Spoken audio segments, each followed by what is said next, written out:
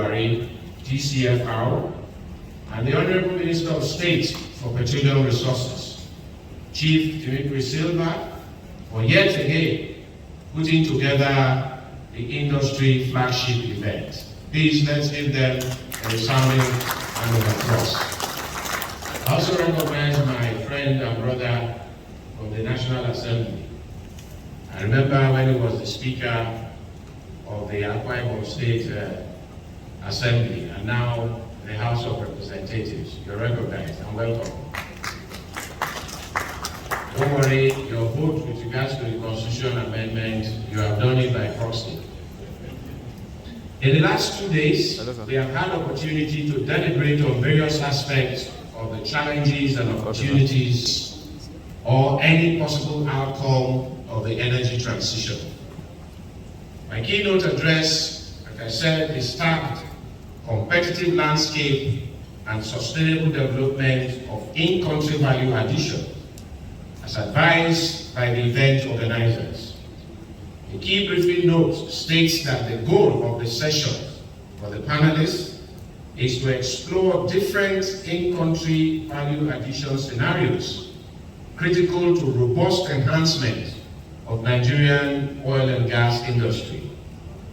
The basis being to encourage the use of local labor, goods and services at different stages of the oil and gas value chain. Thus, the outline of my presentation will be as follows. A, describe energy transition and the imperatives of in-country value addition. B, highlight the different possible scenarios in Nigeria's oil and gas industry critical to robust in-country value addition. And lastly, achieving competitive landscape and sustainable development in the oil and gas industry. So these are the three areas I would like to focus on, and I think the panelists will discuss further within these three thematic areas. The need for and use of energy by mankind is one that has been around from time immemorial. It is important to note that the various transitions from one form of energy to another have largely been driven by availability and utilization of local resources. Taking a cursory look, the history of energy use in the 15th century was marked with the generation of energy from biomass. The discovery of coal and various uses in the 19th century led to the shift away from biomass to save the forest. The beginning of the 20th century was marked with the discovery and use of crude oil and its derivatives as a source of energy generation. Towards the late 20th century, gas was accepted as a cleaner fuel and put into a lot of use, including generating electricity and heating homes during the cold weather. The 21st century marks the push for renewable source of energy such as solar and wind. This is just to cover some bit of historical perspective. All these energy transition, it will be noticed that there is no total jettisoning of the previous form of energy up till date. So far, when the form of energy is available in a locality, the locals will adopt it as their form of energy to meet their needs. That is why I have alluded that the so-called transition is a readjustment of energy mix. As Europe runs out of forest, I'm sure most of you travel to Europe and America, they ran out of forest and hydrocarbon reserves. I understand their push for renewables and green energy to power their economies. It is all about local content in their search for their energy needs. The North Sea is no longer that prolific basin that served the UK for so long in their history. It is estimated that the UK's proven oil reserve is not sufficient to sustain its domestic consumption for the next 5 years without increased importation. Netherlands has 0 barrels of proven oil reserves left and therefore relies heavily on oil and gas importation.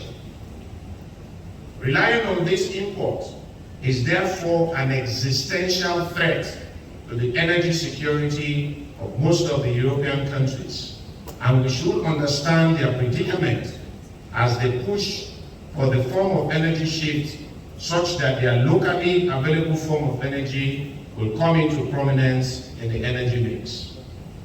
The only problem is forcing or nudging others to set timelines to reduce or abandon their locally available form of energy, as I believe it will be counterproductive and cause avoidable disruption in global energy supply. We are likely seeing signs of this as the clamor for energy transition demotivates new investments in oil and gas development worldwide. For Nigeria, oil and gas remains at the core of the locally available energy mix to meet the needs of our teeming population. The various programs and policies of the government over the years have set in motion key developmental activities in the economy that we need to see completed.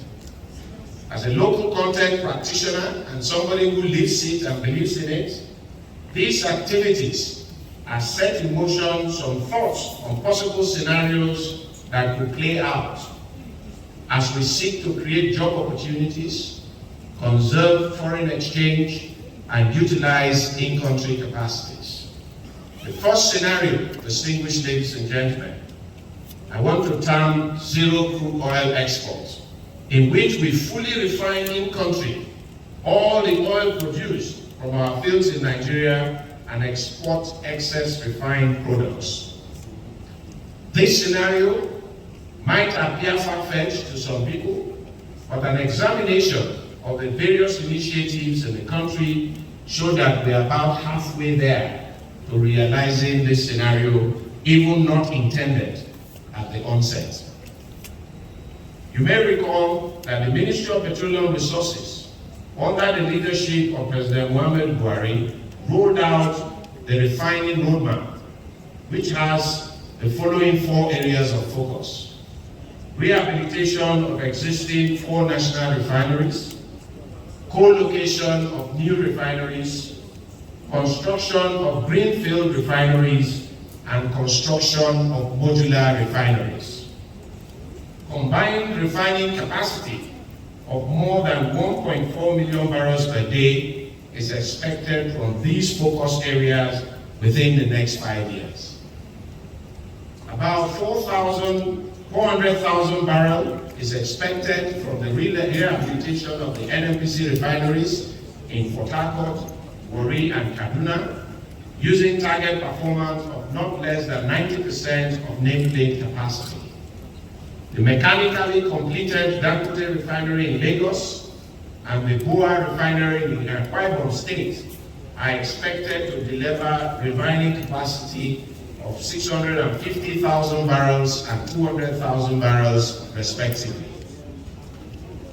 In the aspect of modular refineries, Ncdmb is serving as a catalyst to enhance the realization of the refining roadmap. Our partnership with Walter Smith resulted in the delivery of 5,000 barrels per day modular refinery in Imo State. Next in view is the 2,500 barrels per day DuPont refinery located in Edo State, due for commissioning by Q2 this year. Others under construction are the 2,000 barrels per day Atlantic refinery and the 12,000 barrels per day Ezekiel hydro-steaming refinery, both in Bayelsa State. As we get closer to the realization of this scenario, it enables us to see oil as a resource rather than a commodity for trading. It means value addition to this resource for the production of other items and consumables.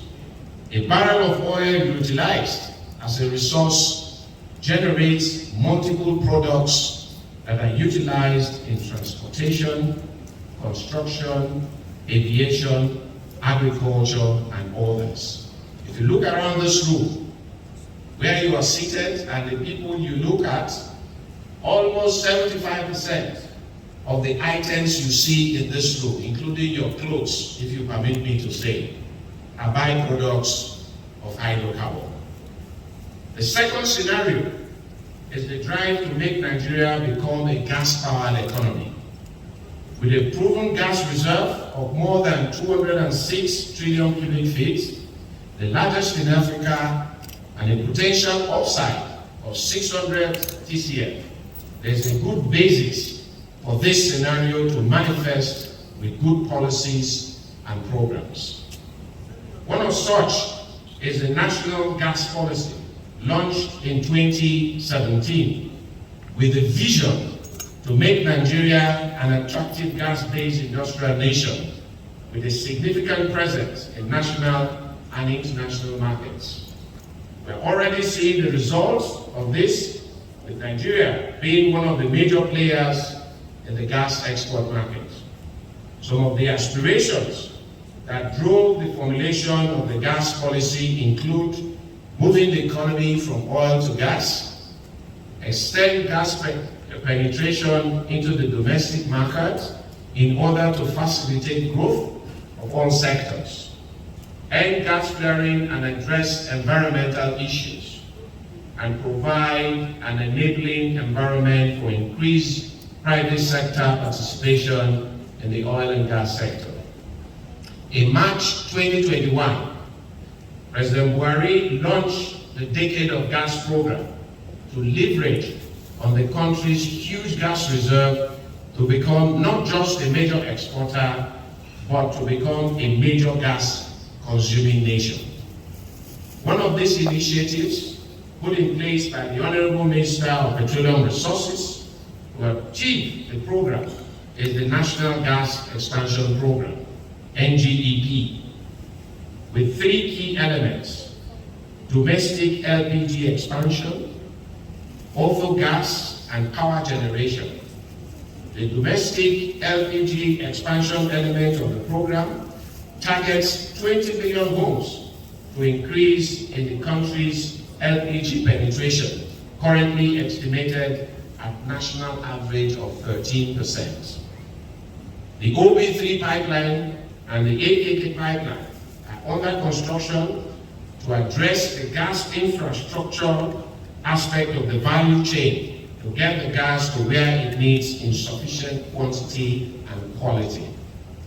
While massive injection of funds is required to get the country to this destination, as an incurable optimist that I am glad that we have started and we are on track to turn the decade of gas into decades of prosperity.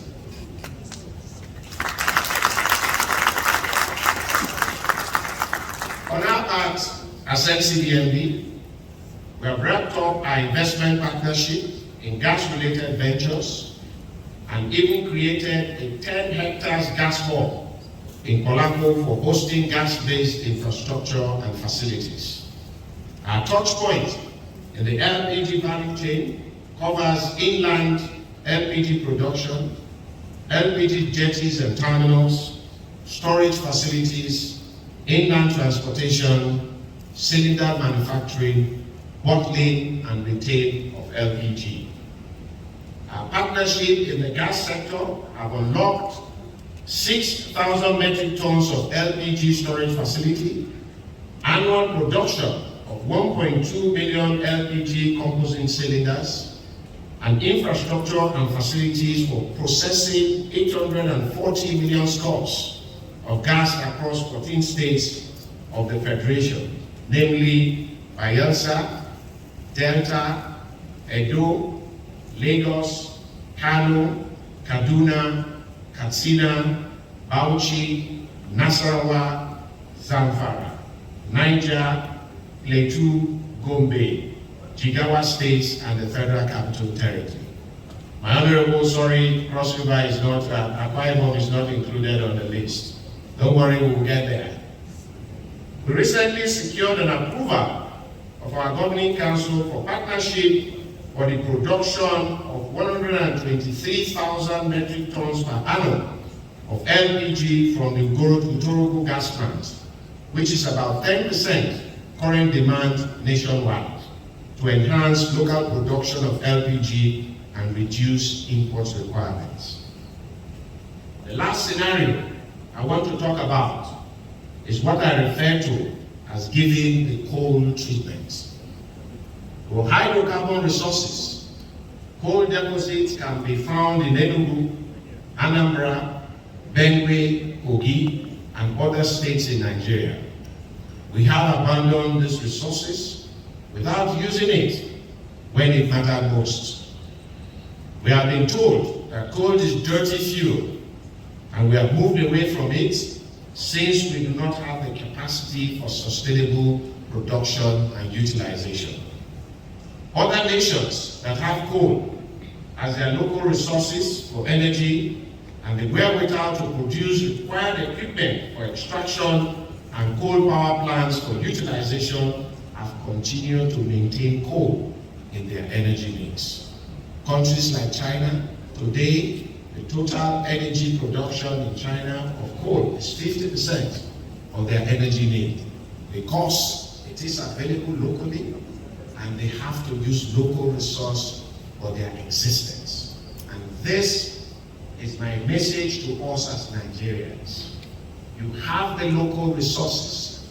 Do not begin to wait on people to tell you that the only way for your existence is foreign resources that will provide your energy mix.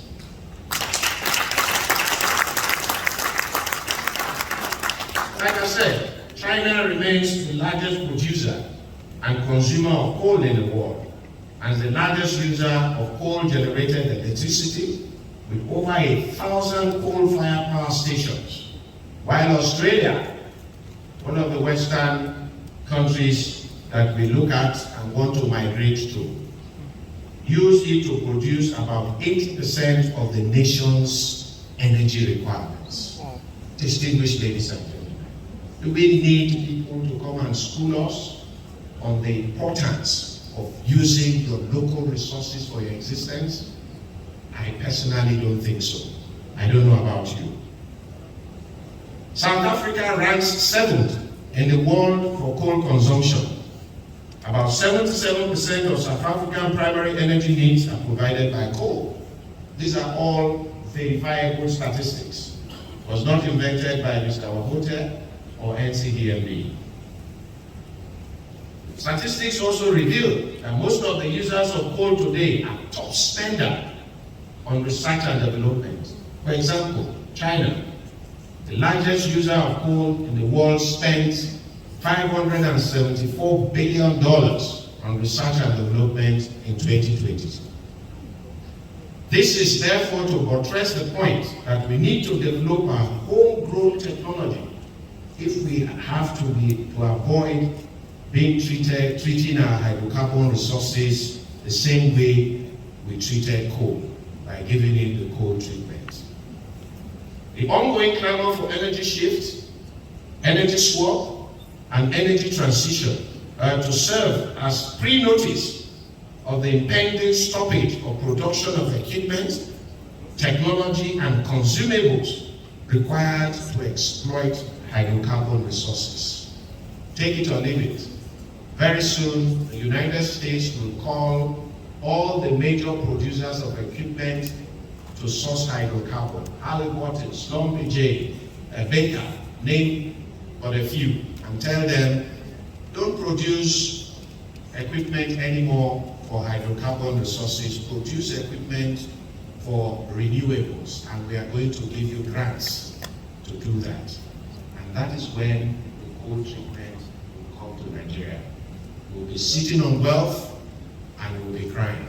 The other strategy, they are going to invest heavily on NGOs, civil society organizations, to carry out a serious, massive campaign on the dangers of hydrocarbon. Take it or leave it, they'll bring out a research paper that gas causes cancer. Mark this prediction, it's going to happen. That is when we will all abandon our natural resources and look for resources elsewhere to sustain our energy. Nigeria has already set sail on developing a path for research and development in the oil and gas industry. Specifically, I speak to what I know. Ncdmb is paying attention to research and development through organizing the Research and Development Fair event, launch of the $50 million Research and Development Fund for basic research, commercialization of inventions, and establishment of research and development centers of excellence in our various universities. In closing, distinguished ladies and gentlemen, it is my view that realizing one or a combination of these scenarios will enable Nigeria to achieve competitive landscape and sustainable development in the oil and gas industry. Key enablers to achieve this competitive landscape for the scenarios to thrive include the following: funding, to drive implementation of policies and programs; human capacity development, to prepare the manpower to formulate and deliver the programs; infrastructure, hard or soft infrastructure to enhance the ease of doing business; private sector involvement, to drive the economy in leaps and bounds. In conclusion, distinguished ladies and gentlemen, and my panelists to be constituted, it is important to recognize that every wise nation must ensure that our natural resources are meant for the development of its people, must remain on its energy mix as much as possible. It is important to recognize that local content remains at the core of the prevailing energy mix and transition. We will always be triggered once the level of locally available resources are depleted or triggered. Timely and full exploitation and utilization of natural resources are essential prerequisites for the creation of employment opportunities and societal development. Homegrown technology and innovation are indispensable to ensure local resources are not discarded prematurely. Let me also use this opportunity to highlight that this time last year, there was no such much focus on the need to pass the PIA. With the PIA 2021 in place, I expect the FIDs to start rolling in demonstration of good faith to all the energies that we went into enacting of this business-friendly PIA. I can see that in some of the IOCs who indeed believe in the continuous existence of this country. Let me reserve mentioning their name for now, in order that some of them will not walk out of the hall.